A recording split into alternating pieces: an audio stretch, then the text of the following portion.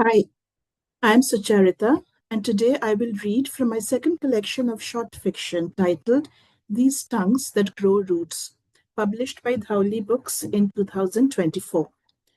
My debut collection, Cast Out and Other Stories, was published in 2018 and was nominated for the Sahitya Akademi Award 2024. The 15 stories in this collection, These Tongues That Grow Roots, are disparate, but as stories do, they trace different trajectories of human experience and emotion, both individual and collective, through times of socio-cultural, political, and of course personal turmoil and upheaval. These stories are terse with sharp edges, and they question status quo. They trace different situations and arcs, but have the tenuous connection of individuals confronting fear and climbing over to the other side.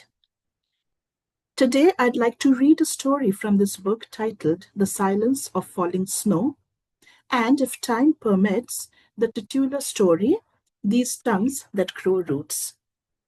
So I'll begin with The Silence of Falling Snow. It's a short story, flash fiction.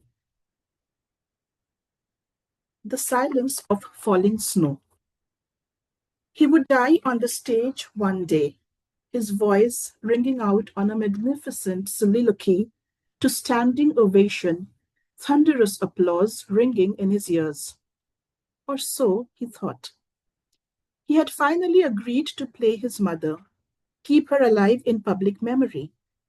Her voice, her grace, her style, tone, clothes, colors, texture, fragrance, and the slow disintegration. Play out every detail to the end. When he stood under the lights, his face painted to look like hers, he forgot himself. Then he forgot himself even more.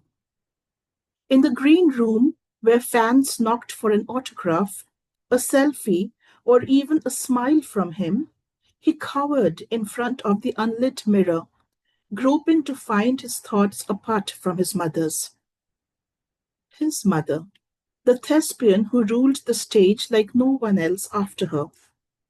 No one could fill her shoes as he could, they said, placing the script before him as if offering homage to the gods.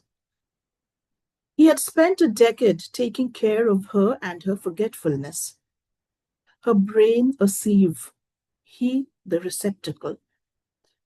He drank her life to the lees, at first with unslaked thirst, then slowly, as her memory overlaid his with growing unease. Who else was there to give audience? Who else to listen, listen, listen, as she told him all that she had held up, her life overshadowed by the characters she had played, their lives, loves, losses, thoughts muffling hers, outstretched fingers clawing at her heart to fill with their passions, years spent with their absences and presences.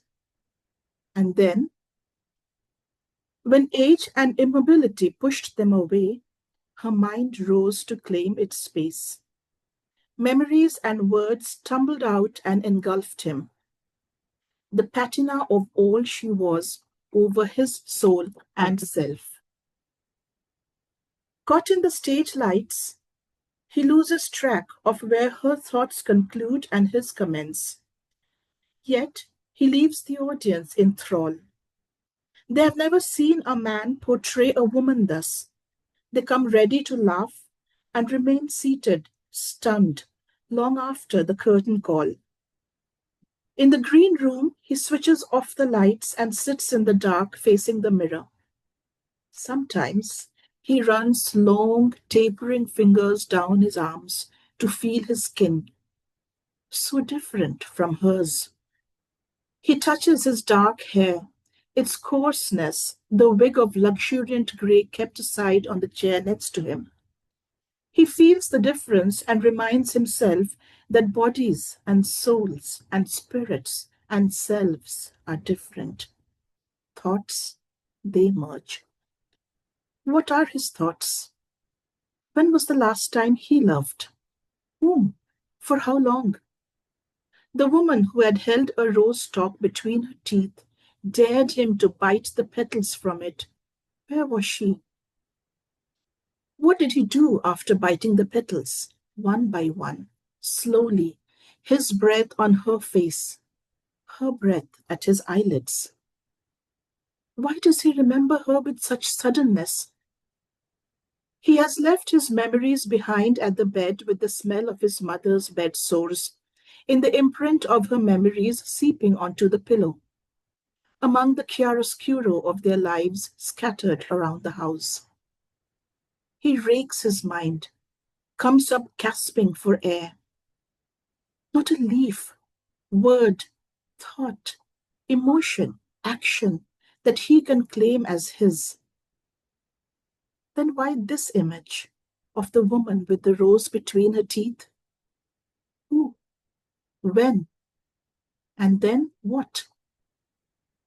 He switches on the lights above the mirror and lets the brightness wash over him, wills it to penetrate the scum of borrowed memory.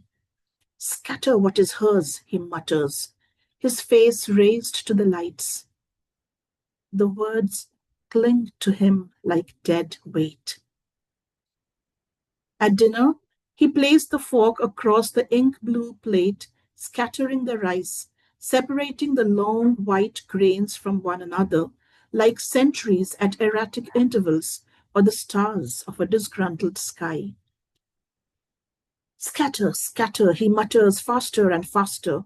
Grains leap out of the plate, flying stars. The fork clatters onto the floor. He pushes back the chair and stumbles into bed. Unable to rest, he leaves his room. Night glistens on the road outside the hotel. These streets, the light snow, the haze of the street lamps, the passing vehicles. He takes them in, etchings upon his mind. Someone shouts out his name. He stops. Who? Someone knows his name in a town that is not his. He looks around. This someone whom he does not share with his mother. Nothing to do with her. Not of her past or her present, never of her future. His alone, this voice, this knowing. He opens his mouth and takes in lungs full of the crisp, cold air. He wants to dance on the slippery pavement. And then, like the albatross, the thought. It is because of her that he is here. Because of her, this voice calls out to him from a vehicle that does not stop. He stares at a mannequin in a shop window and finds his reflection peering back at him. The reflection wears his mother's clothes. A long coat with brass buttons, scarf unknotted at the chest. He has walked out into the night in the garments he wore on stage, his mother's. As he slumps against the window glass, the shop door opens with a tinkle and a man calls out, "Would you like to come inside? It's freezing out there." He doesn't respond. What if his voice is not his? The man withdraws into the warmth of the shop. He stands cloaked in the silence of falling snow. Thank you.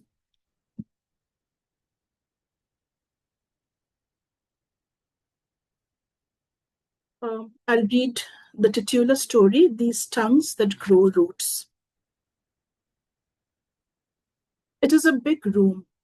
Its red floor, sloping roof, and tall windows fringed by trees gives the illusion of an island, and she its only inhabitant. But she is not alone. Sitting in a circle with her are so many voices, each a story, each with so many stories. They speak, she listens. They speak in many tongues. She listens with many ears, many skins, many limbs. She listens with eyes wide open. She sees the words spread around her in their myriad shapes, some flat, some rounded, elliptical, jagged.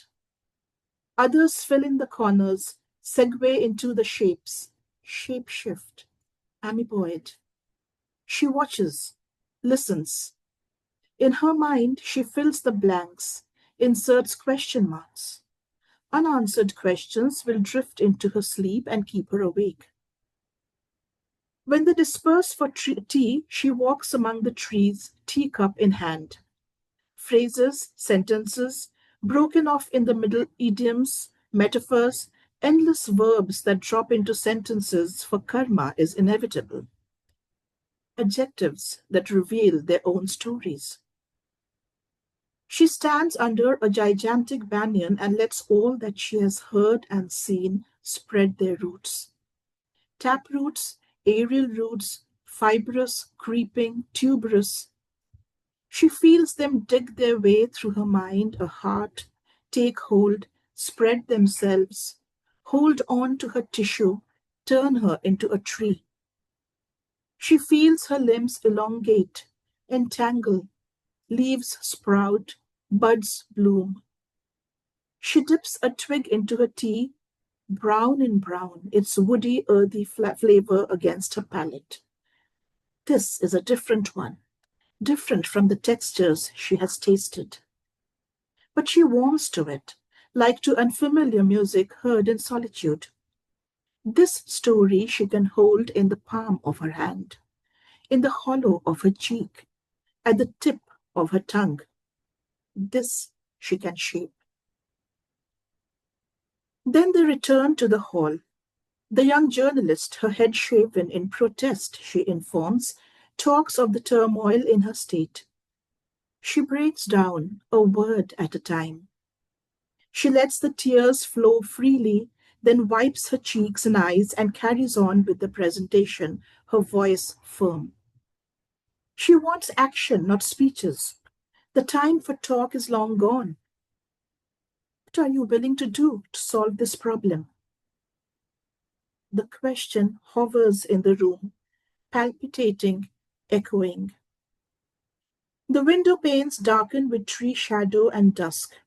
She listens to the voices and watches the shadows sway with the breeze, through the soughing of the leaves. Soon it will be her turn. What will she speak? How? With what vocabulary? Borrowed idioms from those who have spoken before her? The new locution of protest and resistance that she has learned and which sit on her mind in a tangle of roots and leaves and flowers and seeds and bark and earth? Or will she cast a new seed? Will it be hybrid or native to her? How will she decide? What is native to a storyteller? Someone nudges her. Your turn, they say. She looks around the room. The roots slowly disengage, withdraw excruciatingly slowly. She digs long nailed fingers into the soil they loosen. Her nails will carry away the mud, but that can always be cleaned, she thinks. She takes her time, watches those who have preceded her. She breathes in, out, in. She holds her breath. At her fingers, a discarded broken seed, or perhaps only its shell. She clutches it, breathes out. This will do. I'll tell you a story. Her voice is soft, hesitant. The story hasn't revealed itself to her, but she can see its mist from a distance, like watching rain come in from afar. Her thoughts take shape and form and substance, slowly. Sometimes they crumble and fragments slip away from her to other people. She watches the fragments drift, catching like burr in someone's hair, like morning dew on a brow, like familiar fear in another's eyes. She watches her story, and all the stories in it come together in the center of the room. They see, too. each from their own place in the circle. They wait for her to finish. It's yours for now, she says, and watches them, their eyes like deer in the headlights cone. Deer in the headlights cone. You remember the phrase. You used it for your photograph, the one in which you are a 17-year-old, the one in which you are still under your mother's thumb, in her shadow. You're my shadow, my extension, your mother had said. How was that the language of love? You wondered even as a teenager. Deer in the headlights cone? Your daughter, now a teenager herself, had scoffed. Mom, that's just so OTT, she had muttered and left to meet her friends, letting the wind slam the door shut. You had winced, but you're used to the noise of slamming doors. Your mother did the same when you were late from a party or came home with your hair not tied but blowing in the wind, or when you quietly did what you wanted to. That, too, was the language of her love, she said. Why did you think of the deer in the headlights today? Why, when surrounded by so many expressions, utterances, so many different narratives, did that image come to you? You take the photograph out of your purse where you carry it always these days. You're 40 now. In the photo, you're 17. When you look at it, you want to protect that young self, to distill life for her, plug those ears and unplug to let in new sounds, those that speak of pure love. Your eyes stare back at you and you don't know what to do with them. You turn towards the mirror. Your eyes are clear. Your eyes, her eyes. Same. Yet you know that nothing is the same. Those eyes speak of a time you struggle to remember. But you remember how upset you were with your daughter's disheveled hair as she left for school. Your hair was always neatly tied. The photograph is proof of it. Look, how even the ends of the ribbon are pulled tight in a neat bow.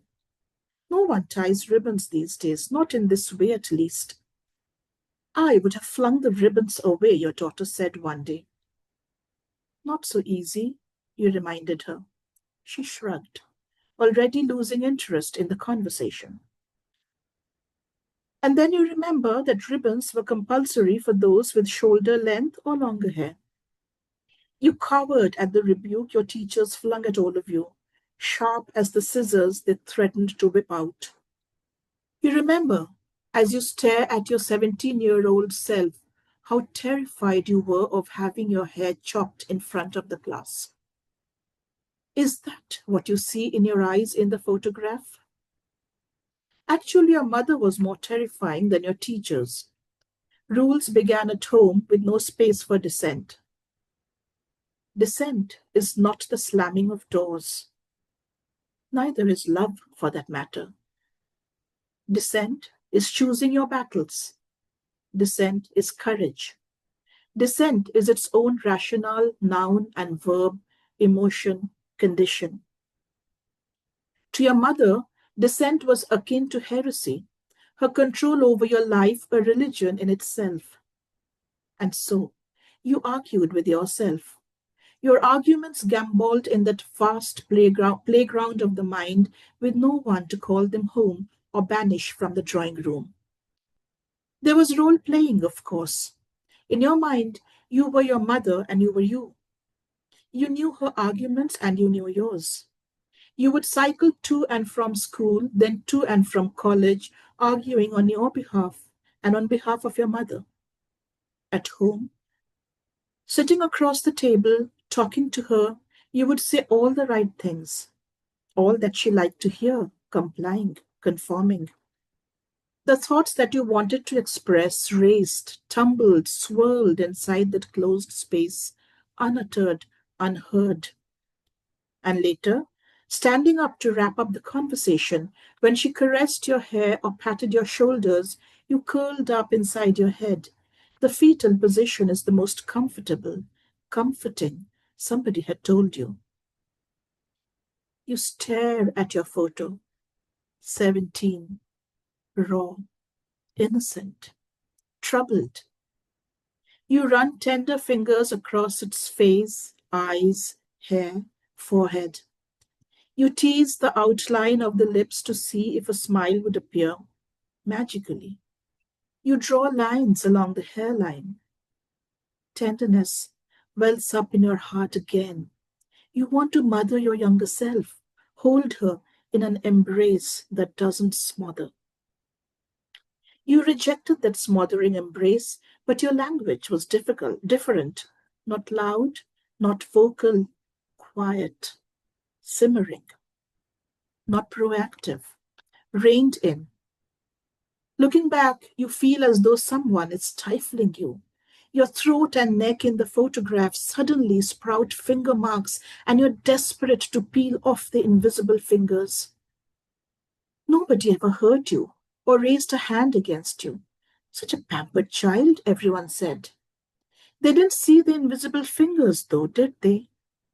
Or the words that dripped honey smooth but steel encased off your mother's tongue, the tightness in her tone. Someone is stifling you, but it is not you. Your younger self has nothing to do with you. Yet you feel bereaved, as if mourning for a lost time, unvoiced feelings. You pick up the photograph and hold it to your heart. Balm for the past from the present. Whom do you console? For what? What is this emotion that rises in your throat and fills up your eyes? What is this terrifying tenderness you feel for the young girl frozen in the picture? You are mother to yourself, and you don't know what to do with this new role. It makes you restless, anxious suddenly. You cannot comprehend it. You don't have the language to breach time. Dreams breach time. I dream of words dissolving in water. I see a lake. Beyond it, the ground fissures, supine lines waiting for the lake to water them. In my dream, water overflows from the lake, breaches the bund, and starts trickling into the cracks. I see all that we have spoken and heard through the day flow out of the red-flowed hall and mingle with the water, dissolve and seep into the ground. I have flown across 2 continents to arrive at this tree-fringed venue from where I see the lake that has flowed into my dream. It's been many years since my last such engagement. I wanted to fly out of my own mind and enter those of others, those I don't know, those who belong to geographies not my own, not familiar to me, not part of my stories. I have flung myself into this open space of conversation and cogitation among journalists, activists, migrants, refugees, seekers. Who doesn't seek? It's what we seek that changes constantly, variously. I have come armed to listen, not to speak, to collect and scatter seed pellets for the ground, not to till the ground, but to let it grow its own crops, to wait, to see what the ground yields. Look, saplings will sprout from those watered vents. In my dream, each trickle is a tongue, and the tongues grow roots, spread under the ground, hold one another through the soil across gardens and forests and dug up hillsides. Will these tongues forget all those roots and remember only their own? In my dream, I hear the young journalist talk of a hometown caught in a vortex of violence. I see fires hissing through villages and houses. I see my 17-year-old self, and I see women running naked across the fields. Who chases them? They are shouting, those women, bleeding screams from their mouths, eyes, vaginas. And then a lull that sinks suddenly into a hush, dense, heavy. Where are those women running to? To whom? Behind them, the land turns desolate, barren. The lake vaporizes. From it, plumes of cotton ball smoke rise into the air and mingle with black smoke from the fires. Behind the women running into nowhere, the land cracks. The words we had scattered have not borne fruit yet, have not spread roots, have not held hands with one another. The women are in front of me. I can see their faces again, their eyes. They're saying something, but silence sinks into my ears, unearthly, thick like mountain fog. The fog lifts, gives way to sounds. I wake up to voices hurtling against one another outside the room.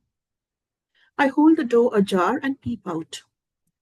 In the corridor, somebody has left the television on. I watch, trying to make sense of the clamor. On the television screen, panelists argue about your rape and my rape, your violence and mine. I shut the door and my eyes. The women's naked screams spill out of my dream and seep into my skin. On my tongue, they lie heavy as augury. Thank you.